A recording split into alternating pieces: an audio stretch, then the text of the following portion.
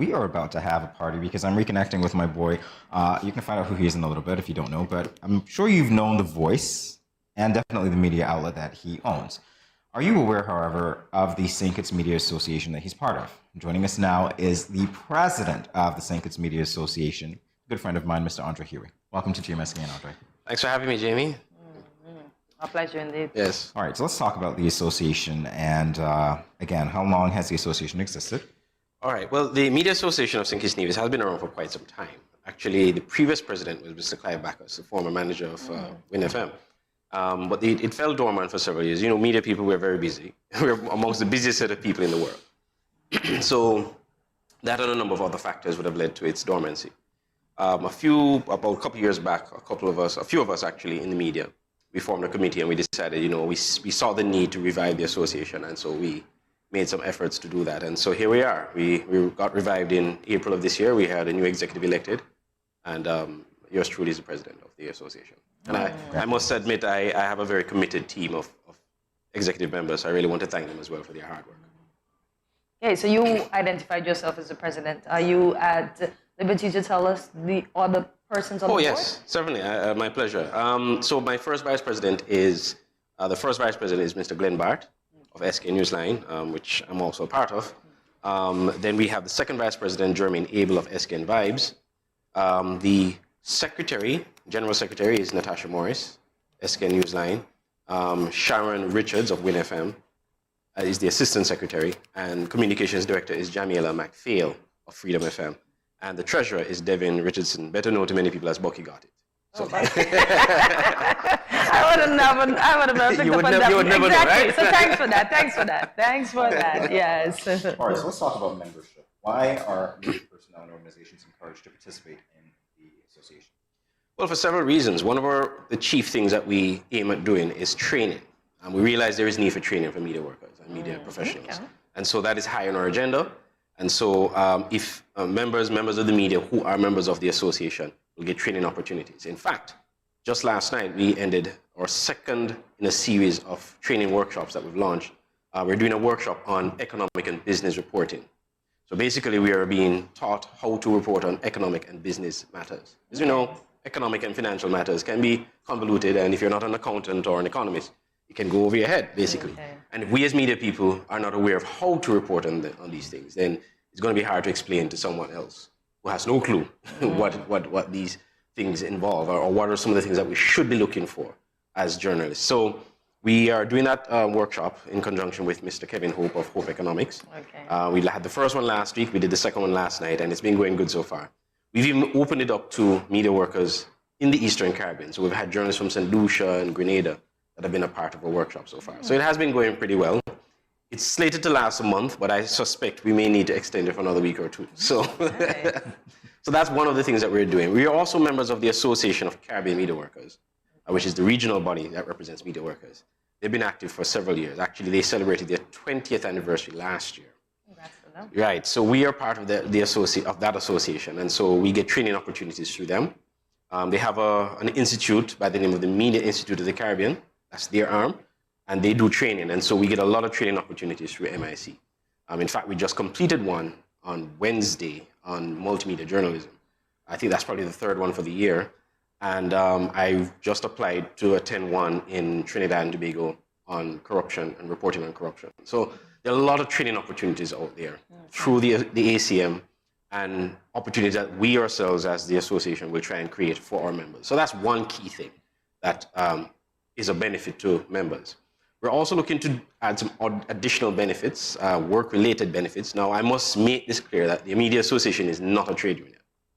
So we are not necessarily on the forefront of labor matters. But we do understand that there are certain things that can help to make the work environment better, and also, you know, help the work of media, you know, to be more seamless. Yeah. And so we're looking to create opportunities for our members as well in that regard. But we're not a labor union, so we can't really go and bargain for, you know, higher pay or stuff of that nature. But whatever we can do to assist in that, we can facilitate in that regard. So that, in a nutshell, is one of the reasons why I think persons in the media who are not members of the association should register. Nice. Definitely, and notably missing from that was anybody from Studio 327. So yeah, Well, the forms are available. The forms are actually virtual, so you could fill it out online. There is a membership fee. We charge a fee of $75 annually. And I should also mention this because this is one of the things that we've done already, where some of our members have already received membership cards. Now, these membership cards, they function as ID cards. I didn't bring mine with me to show you what it looks like, but essentially what we realized is that a number of our journalists, when they're performing their duties, they don't really have an ID card to identify that they are journalists. For whatever reasons, they may not have gotten one from their place of employment. So we saw the need for that, for us to have our members and our media workers to be uniformed in that sense. So we've created that membership card, which functions as an ID card. And so whenever a journalist shows up to an assignment and they brandish that card, then they should be afforded the benefits of journalists in performing their duties. So that is already out. So our members have that already. So you spoke along the lines of how we can register for the organization. So can you tell us in detail, us and for the journalists that may be watching, how to do so? Well, right now, because we are in the process of putting together our social media network, as well as our website. And so the form will be available on the website when it's out. But until then, persons can email the Media Association. And the email address is mediasknas@gmail.com. So it's mediasknas, AS of course for association, @gmail.com. And once we get that email, you will send you the form. You fill out the form. It's a digital form, so you can fill it out online. We will review the application and get in touch with you for the payment, as well as to include you in our media. We have a media group where we do all our conversations and updates and everything there. We also meet every other month. We just had our general membership meeting just a couple weeks ago, where we update our membership on the work that we've been doing and what are some of our plans and goals. So we meet every other month, but the executive meets every month. So we try to, as much as possible, keep the work going. And as I said, we are busy, but we don't want what happened in the past to happen where the association goes dormant. So we try as much as possible to keep ourselves active and to keep our agenda at the forefront. We spoke about the objectives of the association. Are these being met? So far, yes. We've started. There's a lot of groundwork that we have to do because, as you know, the association wasn't active, and so we have to start from scratch. One of the first things we did was to have the association officially registered, because you can start an association legally without registering per se. But for us, because of the objectives and some of the things that we have, and of course, as a non-profit, you're going to be seeking funding and these things. You need to open a bank account, and in order to do that, you need to have a registration. So we've done that. Secondly, one of the things that we've started to target, and which is also one of our objectives, is to see to it that we have a functioning freedom of information legislation. Now, the law itself is not really a law for media workers. It's really for any citizen resident of St. Kitts and Nevis to utilize. But we also understand that it's very important in the work of journalists to get information. We have colleagues in places like Jamaica and Trinidad and Tobago who are breaking really big stories simply by the use of the freedom of information, or in their countries it's called access to information legislation. We don't really have one here in St. Kitts and Nevis. It was passed in 2018.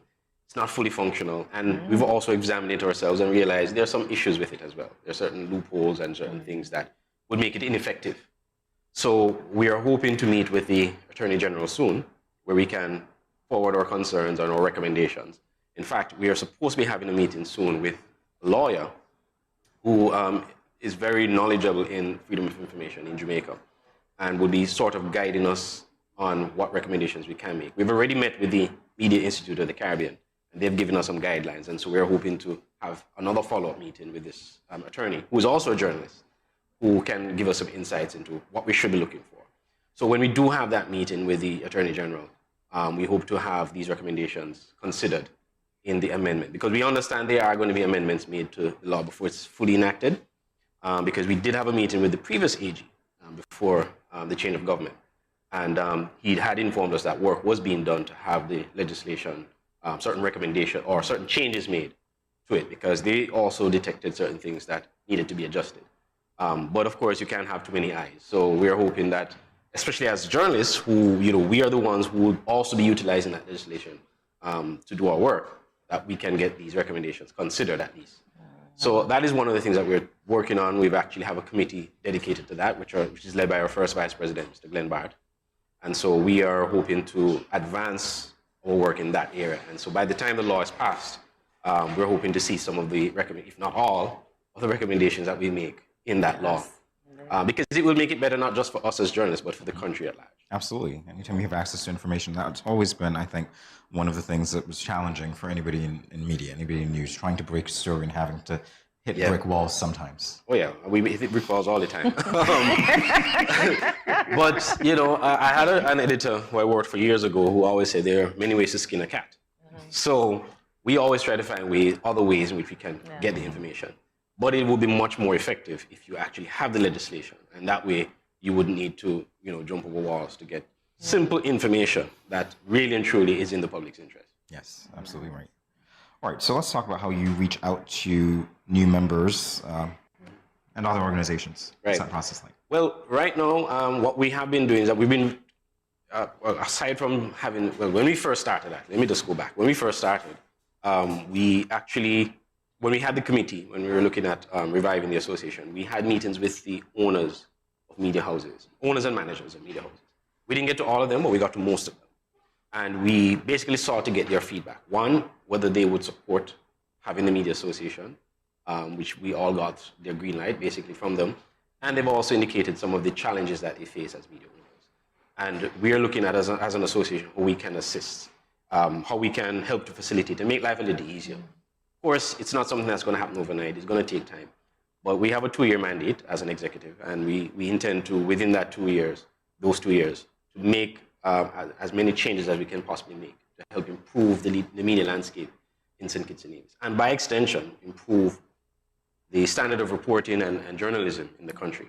So, you know, we hear complaints from people from time to time, you know, the media needs to do more, the media needs to do this, the media needs to do more investigation. It's not as simple as it sounds. There's a lot of moving parts that involves getting the kind of work that you want to see out there. And so it's going to take some time to get that done. The infrastructure is there, but there are many challenges. And so we're trying to see as an association, in conjunction with the members, how we can help to improve that. So we did have that meeting, and then by getting the buy-in from the managers, we were now able to approach the staff to say, hey, well, this is what we want to do. Would you want to be a part of this? And I must say the response has been good, has been great. The challenge we're having, though, is that as I indicated earlier, we're busy people. So even though we have people who have indicated an interest to join and to register, it still takes them some time to go fill out the form and to, you know, continue the process. So we have to be, you know, reaching at them continuously. But we have just about over 20 members registered. And I know there are a few more. So that's probably majority of who actually works in the media. In addition to that, we also leave room for what our constitution allows for, which is associate membership. So these are persons who are maybe not intense media workers to say, well, working every day in a newsroom per se, but they do some form of communications work. So you have people like, for example, public relations persons or corporate communications people who are not necessarily media in terms of everyday work, but they do communications work, which is still considered part of the media. So we do allow for associate membership in that sense. You have freelancers as well, who are, you know, they're not really attached to a media house, but they still can be part of the association. And there are benefits for that too, because simply because we're members of the Association of Caribbean Media Workers, we have opportunity to have representation of sorts for members when they travel abroad. If they go somewhere else in the Caribbean that has an active association, we can notify the ACM and say, hey, we have one of our members is doing some freelance work in Barbados, for example, you know, according whatever support you can if they need any help. So just by the mere fact that you're part of the Media Association of St. Kitts and Nevis, you get representation and help and assistance when needed from the Association of Caribbean Media Workers. So there are a lot of benefits to be a member of the association. So what do you hope your biggest accomplishment will be next April? Well, by the time we get around to next April, I am hoping that, one, we will have the Freedom of Information legislation up and running. And the Attorney General has already indicated that that is one of his priorities. So I have no doubts that it will be up and running. But that also the changes and recommendations that will help to make the law more effective, those will be considered and put into place. So that would certainly be one of our accomplishments if that happens. We're also looking to the benefits, some of the benefits that we're looking at, and I could speak a little bit about some of them. For example, if you look at the media landscape right across the board, most, if not, I would say most of our members probably would not have, let's say, for example, health insurance. We're hoping that we can go as a collective and negotiate on behalf of our members to get health insurance. And that is one of our agendas. So if we can get any of those benefits in place by the time next April comes around, I think that would be a major accomplishment. Aside from that, I think one of the biggest things that we want to do, and it's really a passion of mine, by the end of our term, is that the public will be better educated on the role of the media. Because I think there are people who have a misconception of what the role of the media is. They don't really understand what the media is supposed to do. Sometimes people are asking us to do certain things that really crosses the ethics boundary of journalism. So we're hoping that through our efforts, that in addition to representing our members, that we can also educate the public on what the role of the media is. That is a deeper conversation. Wow. Yeah. Come back. Yeah.